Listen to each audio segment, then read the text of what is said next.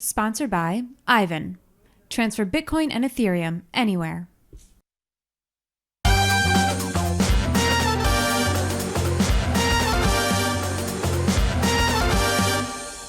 And welcome back to Block TV, where it is that time of the week again. Pardon me, so excited because it's Thursday, and it's time for when we gather all the wheelers and dealers of the sphere, try to get them drunk, and answer questions while trying to stay sober. Yes, blockchain and booze, returning victims and new guests today. I actually think we have all new victims. This is great. Okay, welcome, folks. I'm starting off with Eitan Levi, no relation to me. He's the co-founder and CTO at Tukey.network. Salut. Leah Jones, who fabulously I saw last time in New York. She's in charge of global partnerships at Celsius. Hello to you. Lovely to have you. Tomer Weiss, founder at Django Labs.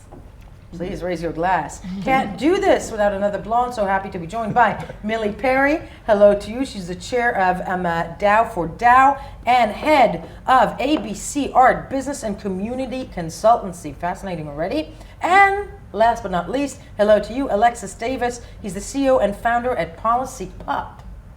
Can't wait to hear about that in a second, because it's it's got like the notion of kittens in it.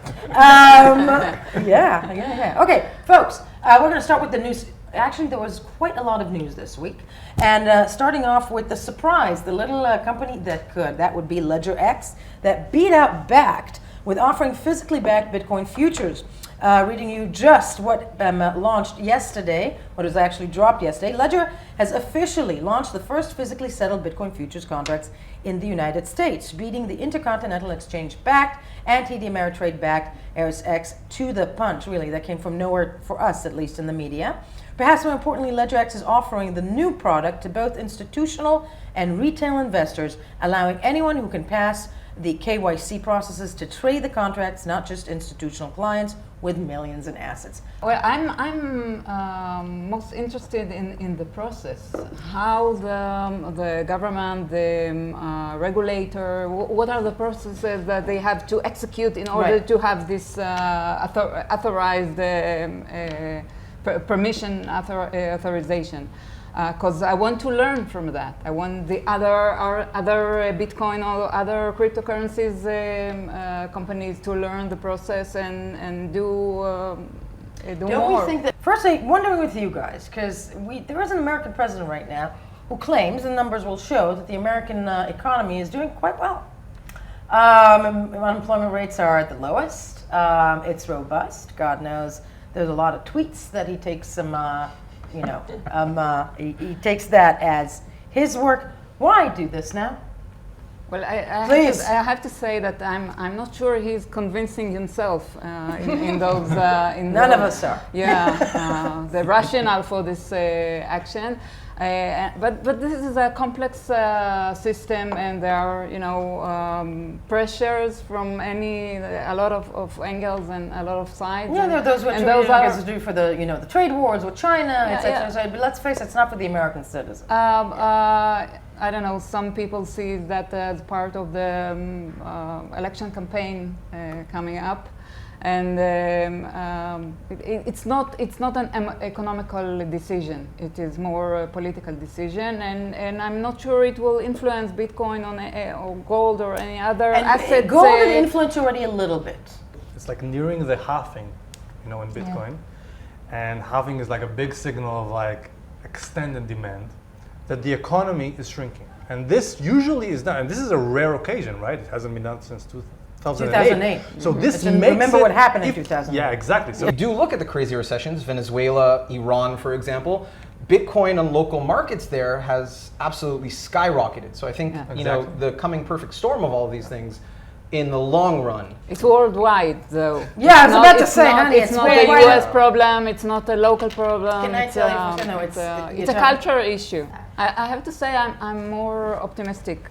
It's a kind of incremental phenomena. Yeah.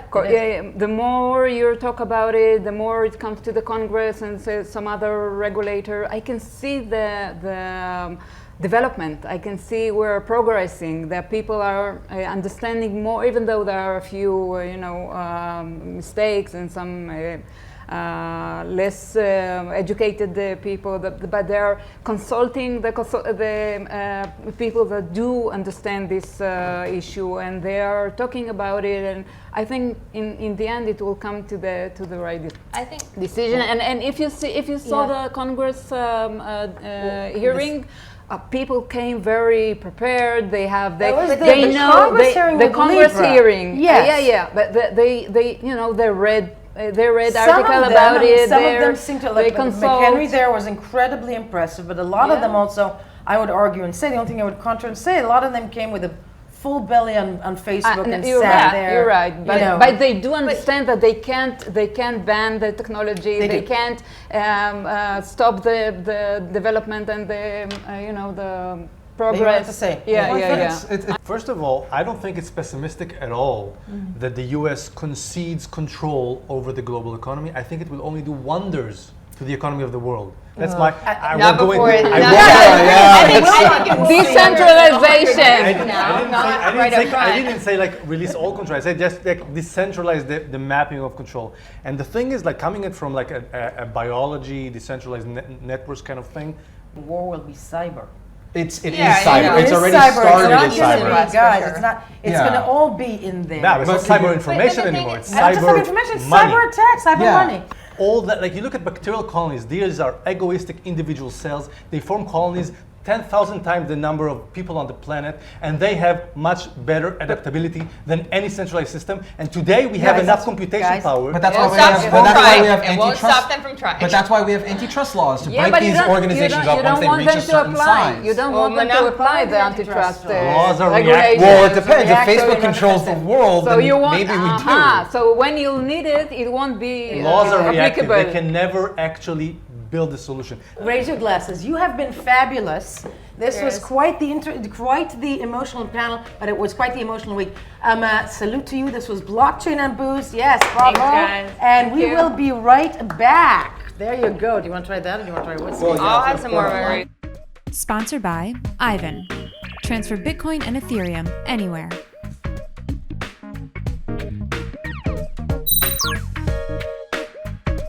For more news and updates, follow us on Twitter.